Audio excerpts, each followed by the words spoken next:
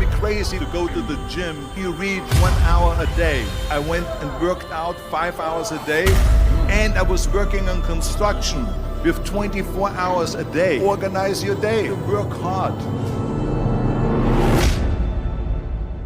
I'm here to talk about success.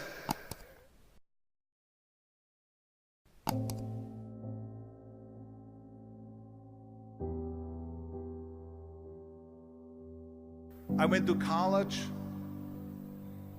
I went and worked out 5 hours a day, and I was working on construction. Because in those days in bodybuilding, there was no money. I didn't have the money for food supplements or anything. So I had to go to work.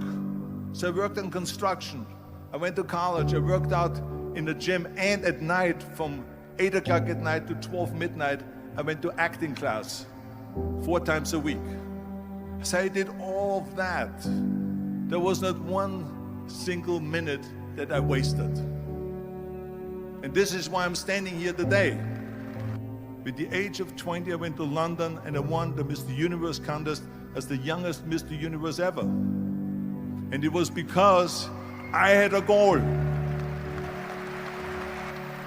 You see, if you don't have a vision of where you go, and if you don't have a goal where you go, you drift around and you never end up anywhere. 74% hate their job in America. The majority of people don't like what they're doing because they're really not doing it because they didn't have a goal and they followed this goal. They just aimlessly drift around, and then all of a sudden there's a job opening, so they get that job because you have to work. But then when you work, it's a chore. It's work. It's not fun. So if you think about, only a quarter of the people really enjoy what they're doing in life. So people always ask me, when they saw me in the gym in the pumping iron days, they say, why is it that you're working out so hard? 5 hours a day, 6 hours a day, and you have always a smile on your face. The others are working out just as hard as you do, and they look sour in the face. Why is that? And I told people all the time, I said, because to me, I'm shooting for a goal. In front of me is the Mr. Universe title. So every rep that I do gets me closer to accomplishing that goal, to make this goal, this vision, turn into reality. Every single set that I do, every repetition, every weight that I lift will get me a step closer to turn this goal into reality. So I couldn't wait to do another 500-pound squat. I couldn't wait to do another 500-pound bench press. I couldn't wait to do another 2,000 reps of sit-ups. I couldn't wait for the next exercise. So let me tell you something, visualizing your goal and going after it makes it fun. You got to have a purpose no matter what you do in life. You got to have a purpose. Muhammad Ali worked his butt off, and I saw it firsthand. And I remember that there was a sports writer that was there in the gym when he was working out and he was doing sit-ups. And they asked him, how many sit-ups do you do? And he said, I don't start counting until it hurts. Now think about that. He doesn't start counting his sit-ups until he feels pain. That's when he starts counting. That is working hard. And so you can't get around the hard work. It doesn't matter who it is. Work your ass off. There is no magic pill. There is no magic out there.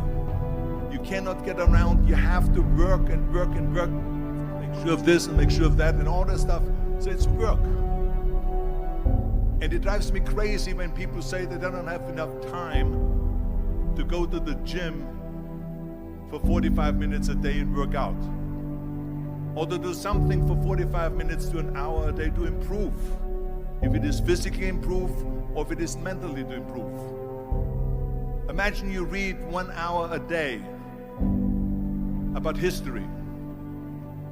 How much you will learn after 365 hours in 1 year. Think about if you study about the history of musicians, of composers, how much you would know. Imagine if you would work on a business, on some business that you want to develop every day for an hour. Imagine how further along you will go and get. So it drives me nuts because when people say we don't have the time, we have 24 hours a day. We sleep 6 hours a day, so that gives you still 18 hours. So there's someone shaking their head out here in front to say probably, I don't sleep 6 hours, I sleep 8 hours, right? Or just sleep faster. So we have 18 hours a day. The average person works around 8 to 10 hours. So let's assume it's 10 hours, so we have 8 hours left. Then you travel around an hour a day, maybe 2 hours a day. So now you have still 6 hours left. So what do you do with these 6 hours? What do you do with these 6 hours? Then we eat a little bit, then we schmooze a little bit, talk a little bit to people and all that stuff. But you can see how much time there is available if you organize your day. So you got to work hard. I hate Plan B. And I tell you why. Because we have so many doubters, as I've said earlier, the no-sayers. We have so many of those people that say no and you can't do it, that's impossible. That is okay because we just turn off, as I said earlier, and we listen and we hear the no being a yes. You can't do it, you can do it, and all of that. So that is possible to do that amongst all the negative people around you. But when you start doubting yourself, that's very dangerous. Because now what you're basically saying is that if my plan doesn't work, I have a fallback plan, I have a plan B. And that means that you start thinking about plan B, and every thought that you put into plan B, you're taking away now that thought and that energy from plan A.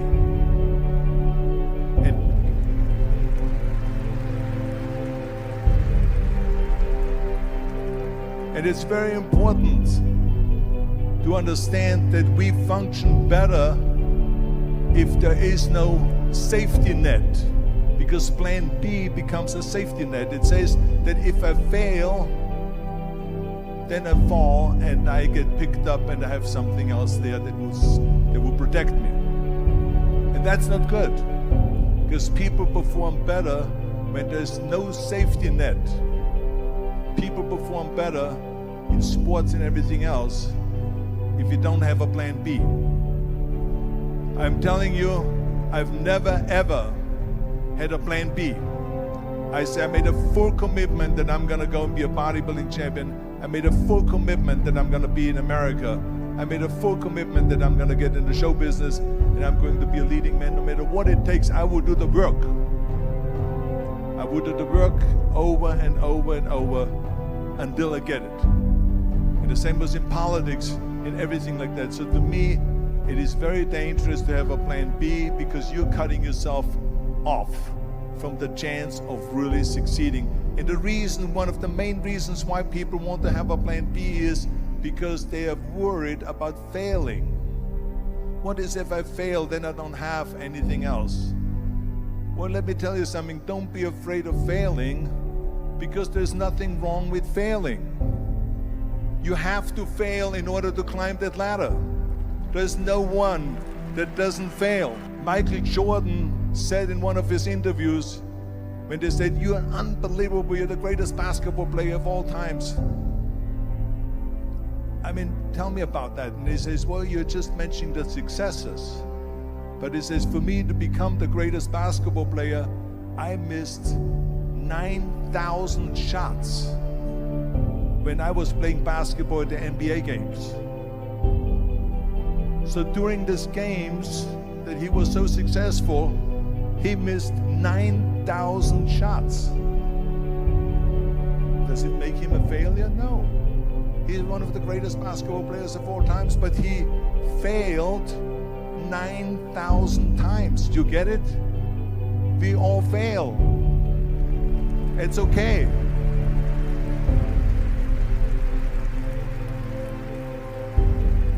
What is not okay is that when you fail, you stay down.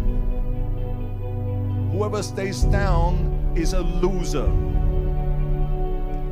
And winners will fail and get up, fail and get up, fail and get up. You always get up.